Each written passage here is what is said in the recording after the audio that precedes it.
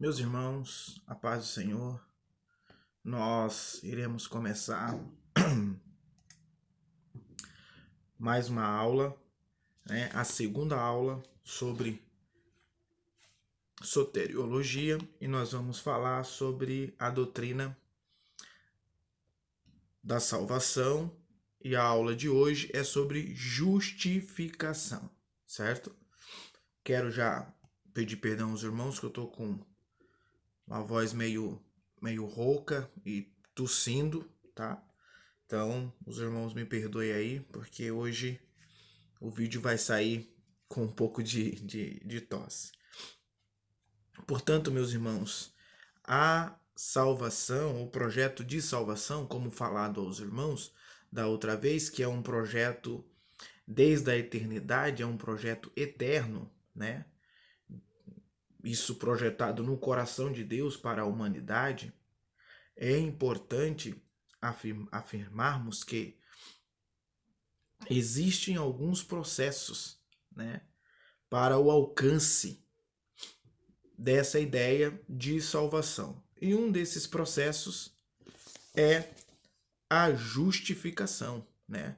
Nós vamos estar falando sobre a justificação vem por meio de Cristo, né? A nossa base textual desta aula está no capítulo 3 de Romanos, né? Quero lembrar os irmãos já de antemão que a ideia da justificação por meio de Cristo através da fé, tá? Mesmo que tenha alguns conceitos e algumas ideias dentro do Antigo Testamento sobre esse assunto, a justificação ela vai criar forma, ela vai criar peso através dos ensinamentos do apóstolo Paulo, né? Então é Paulo que vem falando de uma justificação para o homem por meio de Cristo através da fé, né? E isso é vindo de Deus para o homem através de Cristo, tá? Então, nessa nossa aula, como já é sabido dos irmãos, nós não vamos ler toda a apostila porque nós não temos tempo, né? O nosso tempo é curto, né? Então eu vou ler parágrafos por parágrafos.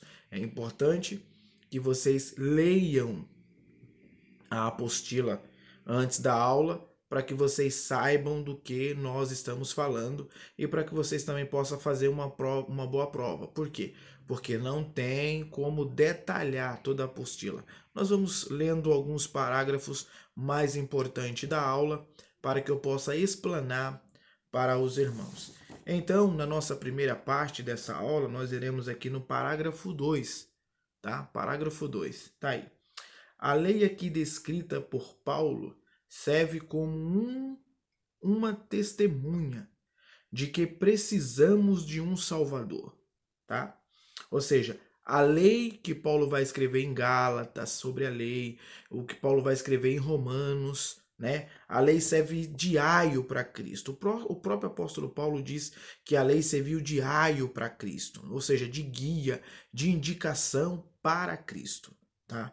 Isso é importante. Então vamos lá, vamos retomar aqui o pensamento.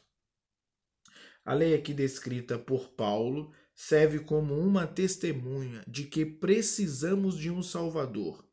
E esse problema é resolvido por Deus dando Jesus como justiça pelo pecado de Adão, pois todos em Adão são pecadores, porém a graça, que é a revelação da bondade de Deus, nos põe justificados diante dele em Cristo Jesus. A base, grife isso aí na vossa apostila, a base da justificação é que Cristo tomou sobre si a pena que nos tornava homens impuros, injustos e pecadores, mas Jesus nos tornou justificados e aceitáveis diante de Deus. Então, ou seja, a base dessa justificação, a base dessa justiça de Deus, tá? É que Jesus tomou sobre si toda aquela condenação, todo aquele pecado que nos afastava diretamente de Deus, tá? Então, ou seja, é o homem que peca, é o homem que viola a vontade de Deus, mas é Deus que cria os meios para que o homem possa dele se aproximar, né? Como já falado na outra aula da semana passada, eu não voltarei a esse assunto para não me tornar repetitivo, né?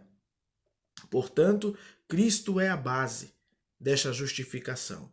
Ponto, tá? A segunda verdade que eu quero deixar claro aqui é que foi Deus que propôs essa justificação através de Cristo para a humanidade, tá? Nunca é projeto do homem. E não há nada que o homem possa fazer que o conduza a essa justiça, tá? Ela é gratuita, vinda de Deus por meio de Cristo, tá? E o processo, né, ou melhor, a justificação é um dos processos para que o homem alcance a salvação, tá? Então vamos lá. Paulo diz que Cristo é a nossa justiça. Está em Gálatas capítulo 2, verso 16. Pois sem o estar em Cristo não há justificação. Tá? Nós vamos falar desse assunto um pouquinho mais para frente para que os irmãos entendam claramente, né? Porque tem pessoas que, por exemplo, morrem um ente querido, um amigo, um irmão, e a gente já começa a achar um espaçozinho lá no céu para ele, porque era uma pessoa caridosa, uma pessoa bondosa, fazia boas obras e a gente acha que por conta disso tem um lugarzinho para ele no céu. Não, a justificação do homem ela tem que passar por Jesus, tá? Ela tem que passar pelo sangue de Jesus. Se não passar por lá, se não passar pela porta que é Jesus, irmão, ele pode ter feito as melhores obras de caridade. Não tem espaço. Não tem justificação. Então vamos lá. Vamos retomar o pensamento. Não há justificação sem Cristo. Para deixar claro, a justificação é uma intenção de Deus para a salvação do homem. Deus inocenta o homem por meio da justiça, para dar em Cristo a salvação projetada. Então vamos lá. O termo justificação vem da palavra hebraica tzadik, que significa declarar o confessante, declarar que o confessante está de acordo com a lei, ou seja, justificar é declarar justo. A palavra grega para justificar é dikaios, inocentar o réu. Então, ou seja, quando eu digo ou quando eu leio Paulo dizendo que nós fomos justificados por Deus em Cristo, isso quer dizer que Deus nos inocentou. A palavra justificar quer dizer inocentar, tornar inocente, tá? Então, quando eu digo aqui que você, eu e todos aqueles que entram a Jesus são justificados, eu quero dizer que nós fomos inocentados por Jesus Cristo através da sua morte na cruz do Calvário, tá? É isso que quer dizer justificação. Então, todas as vezes que você lê a palavra, ou algumas vezes que você lê a palavra justificação no hebraico ou no grego, esta palavra quer dizer ser inocentado ou estar inocente, né? Então, justo é isso. Ser justo ou estar justo ou ser feito justo é que o indivíduo foi inocentado. Espero que tenha ficado claro para os irmãos. Ou seja, declarar justo é declarar inocente, tá? Paulo em Romanos 8, 33 e 34, quem condenará os escolhidos de Deus? É Deus quem os justifica. Ou seja, quem vai condenar aquele que Deus inocentou? É isso que está no original lá. Quem vai condenar aquele que Deus inocentou, tá? Somos inocentados por Deus em Cristo Jesus. Então, nessa primeira parte, meus irmãos, nós aprendemos duas verdades aqui. A primeira é que ninguém consegue ser justificado sem passar por Cristo, tá? Cristo é a nossa justiça projetada por Deus. E a segunda coisa que nós aprendemos nessa primeira parte aqui é que a palavra justificação quer dizer ser inocentado, tá? Guarde essas duas verdades e que a base dessa justificação é Cristo. Tá bom? Então são três coisas. Uma, que nós somos inocentes. Duas, é que a justificação veio por meio de Deus através de Cristo Jesus. E a terceira é que Cristo é a base da justificação, tá? Uma outra coisa para a gente pensar aqui é a fé, tá? A fé. Então, ou seja, a fé como um instrumento de justificação. Então, ou seja, a palavra diz que a fé ela é gerada pelo pregar da palavra, pelo ouvir a palavra. Ou seja, alguém prega, eu escutei e criei, tá? Isso me leva ao caminho da justificação. Então, para que eu me aproxime da justiça de Deus, eu preciso crer. É por meio da fé, tá? O texto que eu quero ler com os irmãos aqui é o texto de Romanos, capítulo 5, né? Romanos, capítulo 5, versículo de número 1. Então vamos lá. Quero ler com os irmãos aqui, ó. Romanos, capítulo 5, versículo 1. Que nos diz assim: olha só, justificados, pois, mediante a fé, temos paz com Deus por meio de nosso Senhor Jesus Cristo. Então vamos pensar aqui a seguinte verdade: eu sou justificado em Cristo por meio da fé, porque eu criei, tá? Vamos ler aqui. Esse aqui eu quero ler todos os parágrafos para que fique claro para os irmãos a nossa verdade aqui, tá? Na carreira cristã, a fé é a base de tudo para o desenvolvimento do servo de Deus. Sem fé, é impossível agradar a Deus. Somente pela fé, o homem torna-se participante das bênçãos da salvação em Cristo Jesus.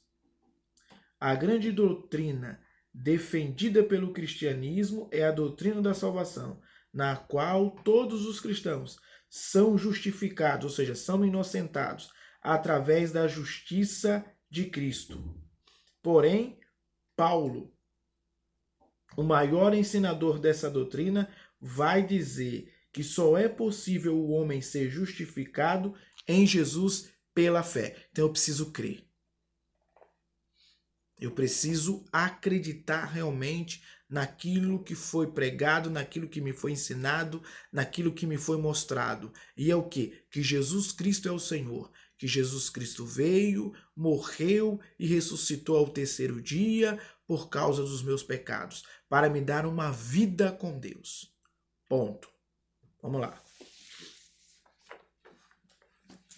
Vamos caminhar. Ó, foi o instrumento no homem pelo qual Deus quis usar, tá? Lutero, na Reforma Protestante, usa a fé como instrumento da justificação para a salvação em Cristo Jesus, que é a justiça de Deus para o homem. O termo fé, usado por Paulo e reiterado por Lutero, aparece no livro de Abacuque. Então vamos lá. Vamos pensar isso aqui antes da interpretação, meus irmãos. Lutero, que é o pai da Reforma Protestante, tá? Ele chega em Roma e encontra uma igreja prostituída. Lutero chega em Roma e encontra uma igreja completamente diferente daquilo que ele pensava, tá? Uma igreja prostituída, uma igreja que cobrava preço para a salvação. E Lutero vai entender através da leitura bíblica, tá? Que a salvação não tem nada a ver com o pagamento de indulgências, tá? E que tudo aquilo que estava acontecendo ali estava errado. E a bandeira de Lutero é solamente a fé. Através da fé que o homem alcança a justificação, que o homem alcança a salvação. O justo viverá da fé, ou o justo viverá pela fé, tá? Essa é uma expressão que Paulo repete em Romanos, mas Paulo está captando essa informação lá do profeta Abacuque. Entende? Então, ou seja, no Antigo Testamento já havia uma ideia, mesmo que ainda conceitual, que a salvação ou a justificação do homem seria alcançado através da fé. Mas o que é fé?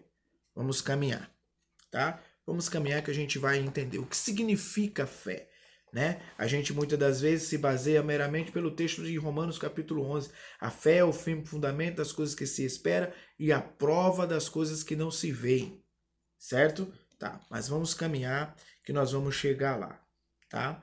Então vamos lá. Justificação de Jesus, que é a justiça de Deus para o homem.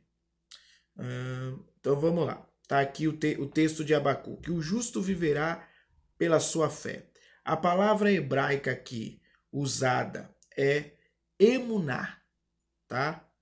Que significa fidelidade, confiança, lealdade e fiel. Então vamos lá, irmão. Se eu disse que a palavra justificação, tá? Ou justificar quer dizer inocentar alguém ou inocentar o réu, tá? Então, o que é que Abacuque está falando aqui nesse texto? Abacuque capítulo 2, versículo 4, tá? Abacuque está dizendo: "Um inocente viverá da sua fidelidade." Tá? Que no hebraico, fé quer dizer fidelidade, confiança, tá? Então eu tenho que prestar atenção na colocação contextual que a palavra fé está inserida. No contexto de Abacuque aqui, a palavra fé tem a ver com alguém que é fiel, alguém que é leal, alguém que é companheiro, alguém que está andando junto, tá? Então Abacuque está dizendo, o inocente, o tzadik, o inocente, viverá da sua fidelidade, viverá da sua lealdade. É isso que o texto quer dizer, tá? E é isso que quer dizer fé, ser leal a Deus, tá? Então vamos lá, continuar. A expressão aqui em Abacuque, da fé. O justo viverá da fé. Em algumas traduções, pela fé, mas no correto lá está da fé. Tem a ver com uma expressão hebraica de dar testemunho de alguém. Assim poderíamos também afirmar, junto com o texto de Hebreus, capítulo 10, versículo 38, a seguinte expressão, tá? O inocente, né? O inocente, como já falei para vocês lá em cima, a expressão o inocente, vamos virar a página aqui, vai. O inocentado dará testemunho daquele que o inocentou. Então nós temos duas interpretações do texto de Abacuque aqui, tá? A primeira é: o inocente viverá de sua fidelidade, tá? Mas como a expressão em Abacuque está lá, da fé, então nós vamos dizer assim: um inocentado dará testemunho daquele que o inocentou.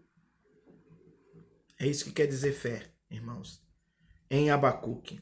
É isso que quer dizer a fé em Deus. É dar testemunho daquilo que Deus operou na nossa vida. O que Deus operou na nossa vida? Nos tornou inocente da grandeza de Deus, né? Então veja que quando a gente começa a estudar, começa a ler alguns textos no seu sentido original, a nossa mensagem começa a fazer sentido, entende?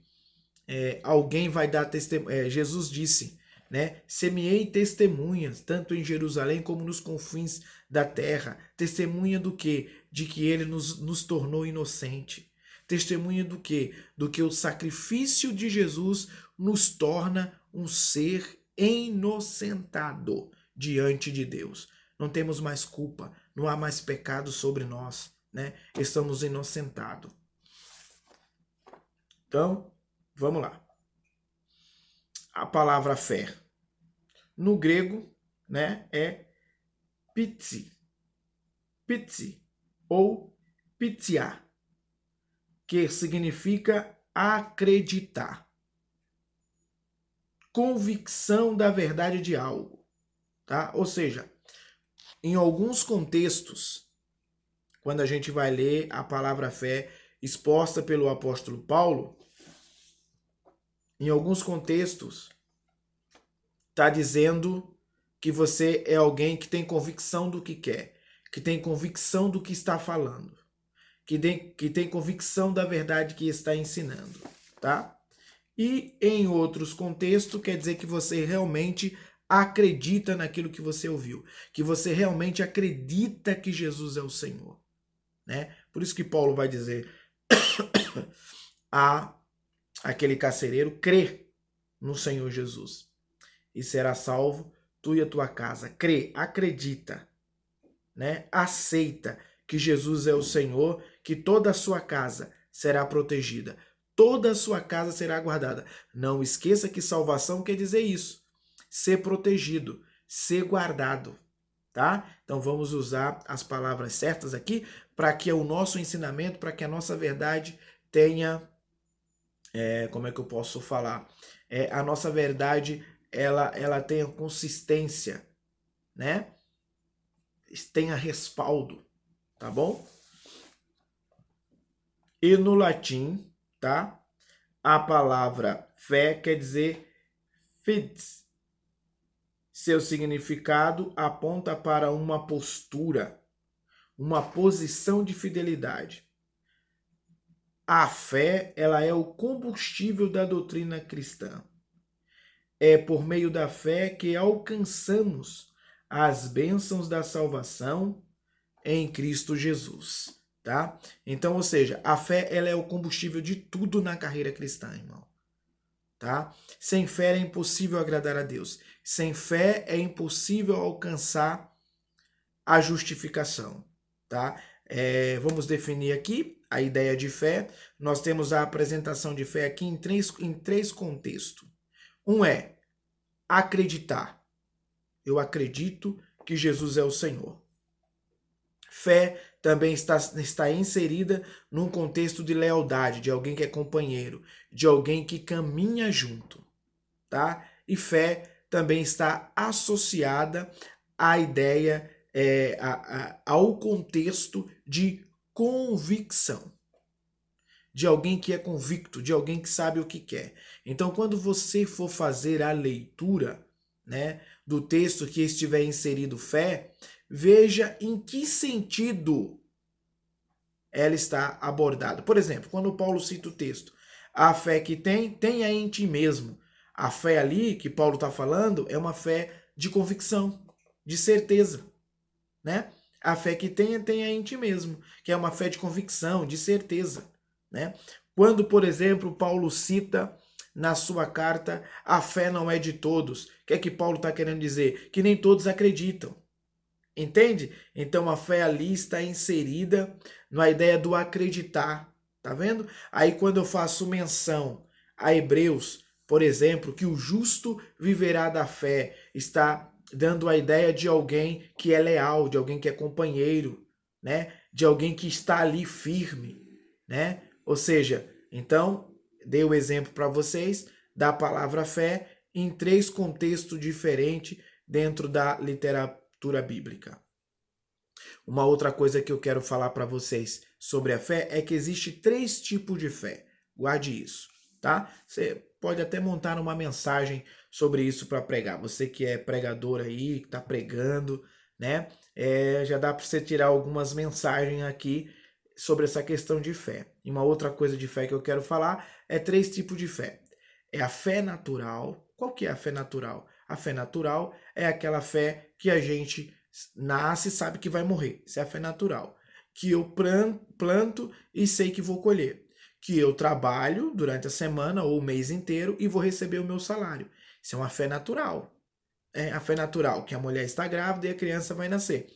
Esta é a ideia de fé natural. Essa é a primeira fé. Segunda fé é a fé sobrenatural, que a gente encontra lá no livro, no capítulo 12 de 1 Coríntios, né? A fé sobrenatural é aquela fé que Elias, por exemplo, orou e caiu fogo do céu. Fé sobrenatural. Ele chega diante de Acabe e diz o seguinte: segundo a minha palavra, não vai chover. Veja que Elias ali não falou em nome de Deus. Ele falou, segundo a minha palavra, não vai chover. Ficou 3 anos e meio sem chover. Isso é fé sobrenatural, tá? Que é a segunda fé. Nós vemos também ainda em Elias, né?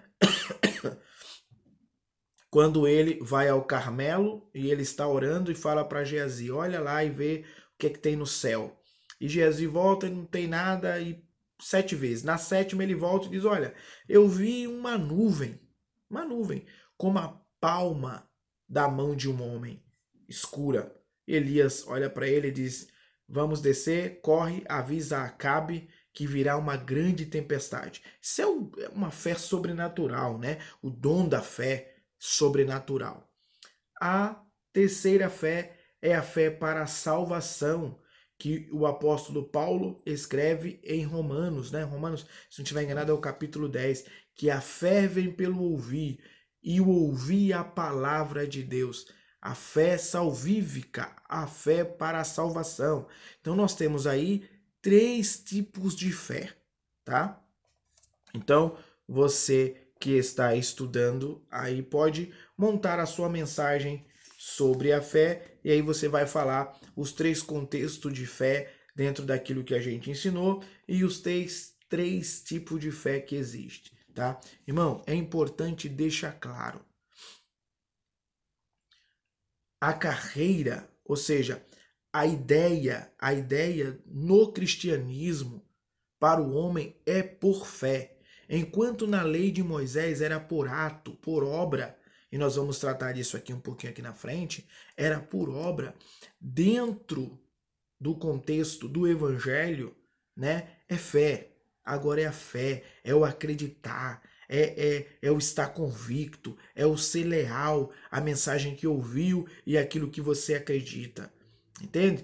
Guarde isso, tá? O contexto do Novo Testamento, ele é inserido e baseado literalmente no conceito de fé, tá? Sem fé, impossível agradar a Deus. E a fé está dentro desses contextos que eu citei para você aqui, tá? Então, ou seja, está aqui os textos, né? Romanos, capítulo 1 e Gálatas, capítulo 3, versículo 26, aonde Paulo defende a questão da fé para a justificação, tá? Outra coisa importante ensinar é que o apóstolo Paulo, né, em todas as suas cartas, vai ensinar e vai mostrar que o homem foi por Deus inocentado através deste conceito de justificação, tá? Lembrando que a ideia de justificação é um conceito jurídico de Deus, né? É um conceito jurídico em que o homem é julgado passando por Cristo, tornando-se inocente por Deus em Cristo, através da fé. Não esqueça isso. É sempre a fé que é a ideia literal do texto, tá? Ou da fé cristã, né? Ou da carreira cristã, tá bom? vou dar uma pausa aqui e a gente já volta para a segunda parte da nossa aula.